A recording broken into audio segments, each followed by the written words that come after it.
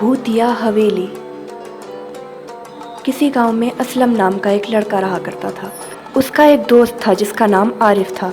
एक दिन की बात है, असलम आरिफ से मिलने के लिए उसके घर जाता तो रास्ते में ही उसे आरिफ आता हुआ नजर आ जाता है। दोनों पास आकर हाथ मिलाते हैं। हाथ मिलाकर आरिफ असलम से कहता है, अरे असलम, क्या तुम जानते हो मैंने यहाँ पर एक नया घर खरीदा है, क्या तुम देखना चाहते हो?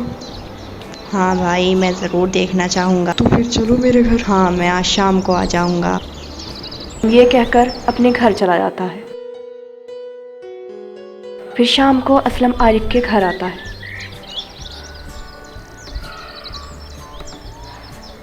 घर पहुंचकर वो आरिफ को कुर्सी पर बैठा हुआ देखता है। आरिफ उसी का इंतज़ार कर रहा था, इसीलिए असलम भी आकर उसके बराबर में कुर्सी पर बैठ जाता है। आरिफ उससे चलने के लिए कहता है और फिर वो दोनों वहाँ से चल देते। कुछ देर बाद वो एक घने जंगल को पार कर रहे थे। चलते हुए असलम आरिफ से कई बार पूछता है कि क्या उस हवेली तक पहुँचने का कोई दूसरा रास्ता नहीं है, लेकिन आरिफ उसकी बात का कोई जवाब नहीं देता। कुछ दूर चलने के बाद वो एक बहुत बड़ी हवेली के सामने खड़े थे। असलम आरिफ की तरफ देखता है और पूछता है, ये इतना बड़ा घर क्या तुम्हारा ही है? आरिफ कहता है, तो चलो अंदर। आरिफ इतना कहता ही है और वहाँ से गायब हो जाता है। असलम हैरान हो जाता है। वो इधर उधर आरिफ को आवाज़ें मारता है, लेकिन आरिफ कहीं नजर नहीं आता। कुछ देर तक आवाज़ें मारने के बाद वो सोचता है कि आरिफ उसके साथ मजाक कर रहा है, इसीलिए वो आरिफ को ढूंढने के लिए हवेली के अंदर चला जाता है। जब वो हवेली में पहुंचता है तो चलता हुआ सीढ़ियों से ऊपर चढ़ता हुआ एक दूसरे कमरे में पहुंच जाता है।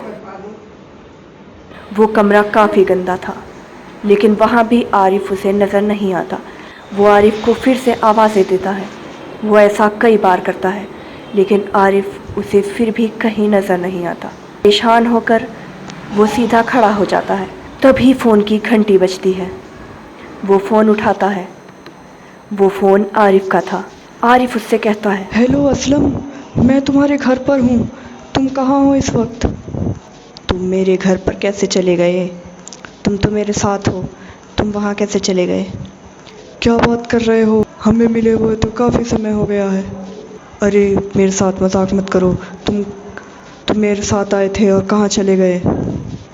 ये क्या बात कर रहे हो? तुम इस वक्त कहाँ हो असलम? मैं तुम्हारी हवेली में हूँ।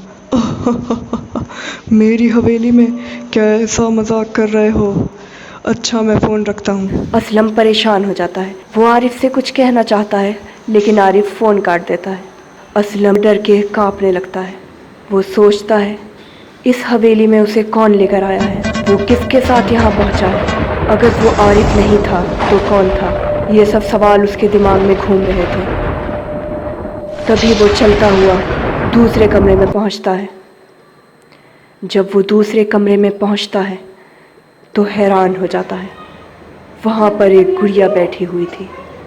वो उस गुड़िया की तरफ देखता है और बिल्कुल डर जाता है, क्योंकि वो गुड़िया उसी की तरफ देख रही थी।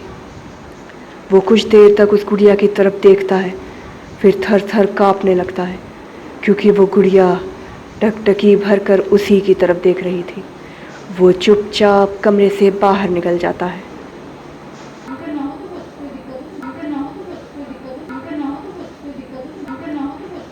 कमरे से बाहर निकलकर सीने से नीचे उतरकर वो भागना शुरू कर देता है और हवेली से बाहर निकलकर भागने लगता है।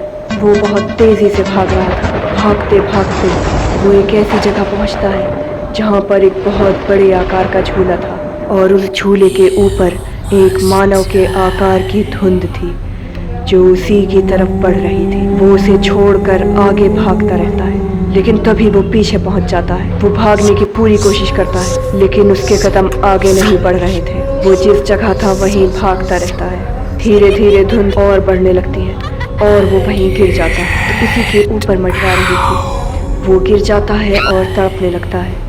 कुछ देर बाद वो बेहोश हो जाता है। जब उसकी आँख खुलती है तो वो खुद को आरिफ के घर में पाता है। वो उठकर चिल्लाने लगता है, अरे कोई मुझे बचाओ, मुझे बचाओ, अरे ये भूत मुझे खा जाएगा।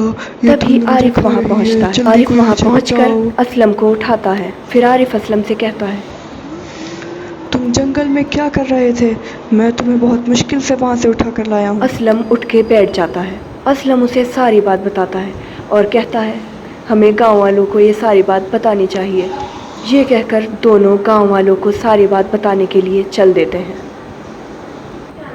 इसके आगे की कहानी जानने के लिए इसकी दूसरी किस्त देखिए।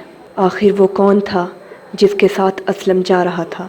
अगर वो आरिफ नहीं था तो फिर कौन था? और झूले के ऊपर वो मानव की आकृति वाली धुंध कौन थी? उस हवेली का क्या रहस्य है?